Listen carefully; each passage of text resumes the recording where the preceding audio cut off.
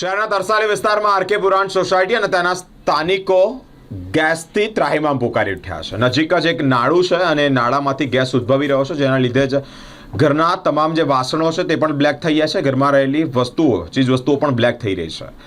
આ ગેસ કે જે નાળામાંથી ઉદ્ભવી રહ્યો છે, ગંદુ ડ્રેનેજનું પાણી હોય અને ત્યાંથી જે નાળું પસાર થતું હોય ત્યાંથી આ ગેસના લીધે ઘરના તમામ જે વસ્તુઓ છે બ્લેક થઈ ગયું છે, એટલે કે કાળું પડી રહ્યું છે. અહીંયાના સ્થાનિકો રોષ વ્યક્ત કરી રહ્યા છે.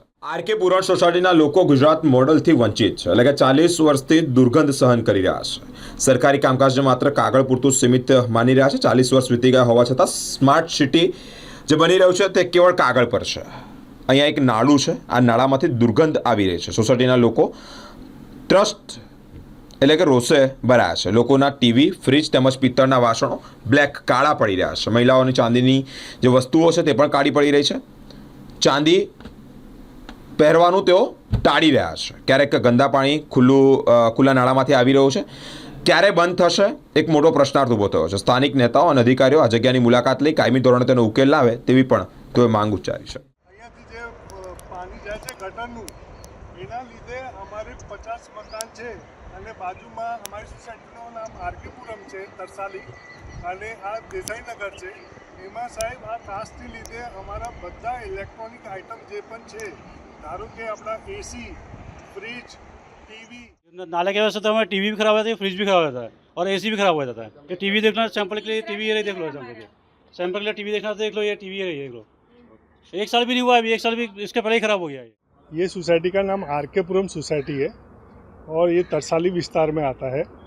और यहाँ पे हम लोग 40 साल से यहाँ पे रहते हैं और 40 साल से हमने बचपन से लेके यहाँ तक यहाँ पे आए. आज मेरी उम्र 44 है.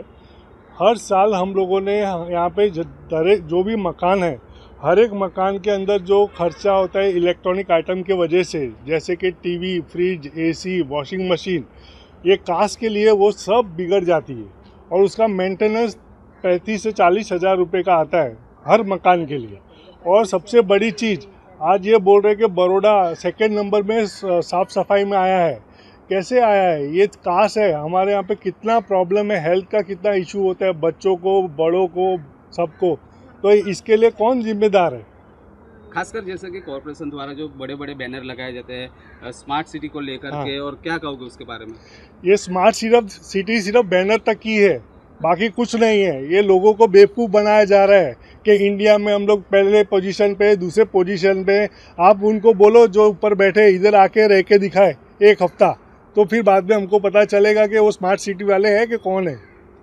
कितनी बार आपने रजूआत की इस बार?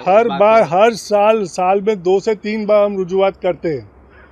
सबको बोला हुआ है, सबको मेल भी डाला हुआ है, सब इधर आए भी हैं, लेकिन अभी तक कोई इसका सॉल्यूशन नहीं आया. आपका नाम? सचिन. આ આરકેપુરમ સોસાયટી છે જે વોર્ડ નંબર 16માં આવે છે. તરસાલી વિસ્તારની સોસાયટી છે. અહીંયા પ્રોબ્લેમ એ છે કે આ જે ગરનાળું ખુલ્લું છે એને લીધે અમારા એર કન્ડિશનને ભયંકર નુકસાન થાય છે. દરેક વર્ષે આર્થિક નુકસાન કમસે કમ 30 થી 40 હજાર રૂપિયાનું થાય છે. એસી બગડી જાય છે, એની કોયલો ખરાબ થઈ જાય છે, પછી ફ્રીજ બગડી જાય છે, ટીવી બગડી જાય છે. એના બી ઉપરાંત દરેકને શ્વાસમાં તકલીફ ઊભી થાય છે. શ્વાસમાં તકલીફ ઊભી થવાને લીધે ખાંસી, શરદી, આ પ્રોબ્લેમ બધાને મોટાભાગના બધા રહીશો ભોગવતા હોય છે. દર વર્ષે પાણી અહીંયા ભરાઈ જતું હોય છે. એને લીધે મગર, સાપ, ઝેરી જનાવરો બધા આગળ પાછળ આવી જતા હોય છે, જેથી અહીંયા રહેવા માટે બી અમને ઘણી મુશ્કેલ પડે છે. કોને રજૂઆત કરી છે તમે ને શું ત્યાંથી તમને જવાબ મળતો હોય છે? અમે આની પહેલાં લગભગ આજથી 3-4 વર્ષ પહેલાં ચીફ મિનિસ્ટરને બી મેલ કર્યા હતા વિડીયોગ્રાફી ઉતારીને. ત્યાર પછી એના કોર્પોરેશનમાં મેયર જે તે ટાઈમના મેયર હતા એમને મેલ કરી દીધું. ત્યાર પછી એ સેમ મેલ અમને ફરી પાછું આપણે 1 વર્ષ પહેલાં રિપીટ કર્યું છે, જેની કોપી ચેરમેનશ્રીને પણ આપી છે, પોલીસ મ્યુનિસિપલ કોર્પોરેશનના કમિશનરશ્રીને પણ આપી છે અને મેયરને પણ આપી છે. પણ એનું કોઈ નિરાકરણ આવ્યું નથી. ચીફ મિનિસ્ટરને રજૂઆત કરી હતી, એક વખત મેલ કર્યું હતું. એનું 1 વર્ષ પછી એક ઇન્ક્વાયરી આવી હતી વોર્ડ નંબર 16માંથી. એ ખાલી ફોન પર પૂછી લીધું કે શું પ્રોબ્લેમ છે, પણ એનું કોઈ સોલ્યુશન આવ્યું નથી અત્યાર સુધી. ગુજરાત એક મોડલ ગણવામાં આવે છે કે વિકાસશીલ મોડલ, તમે શું માનો છો એ બાબતે?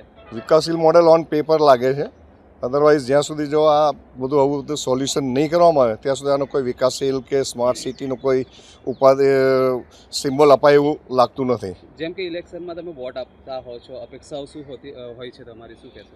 અમારી અપેક્ષાઓ તો જે પર્ટિક્યુલર એરિયા છે જેમાં જ્યાં ગરનાળું બંધ થાય, સ્વાસ્થ્યને નુકસાન કરતો બંધ થઈ જાય, આર્થિક રીતે નુકસાન ઓછું થઈ જાય, સ્માર્ટ સિટીના નામ પર જે ફેસિલિટી મળે છે એ તરસાલી વિસ્તારને પણ મળવી જોઈએ. અને આ ફક્ત એવું નથી કે ખાલી આરકેપુરમ સોસાયટીને અસર થાય છે. આની સાથે સાથે દેસાઈનગર, તેજલ પાર્ક, દાદુનગર, પછી બીજા બધા આજુબાજુના વિસ્તાર છે, ઇવન આ જે પટ્ટો છે આખો, એ બધી ઘણી બધી સોસાયટીઓને નુકસાન થાય છે.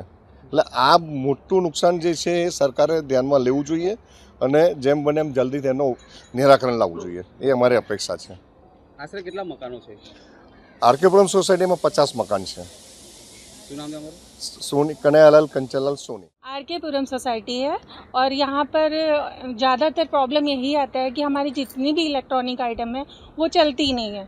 मतलब हर साल हमको एसी चेंज करना ही पड़ता है. एसी है, टीवी है, फ्रिज है, कुछ भी ले लो, उसके जो अंदर के पार्ट्स होते हैं वो खराब ही हो जाते हैं. क्या कारण है उसका? कारण तो यही है कि गटर, ये जो यहाँ की जो नाला है उसकी जो स्मेल है उसकी वजह से काफ़ी सारी प्रॉब्लम आती है.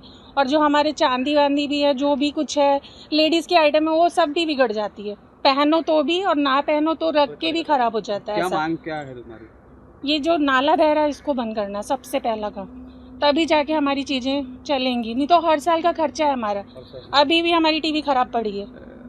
आपने किसी को रजूआत की है इसके बारे में? अभी यहाँ पर वो जो मैडम का नाम है स्नेहल पटेल करके मैडम जो हैं उनको बोला है. फ़िलहाल अभी उन्होंने तो कुछ किया नहीं है और आगे भी पता नहीं. आपका नाम? उमा सागर.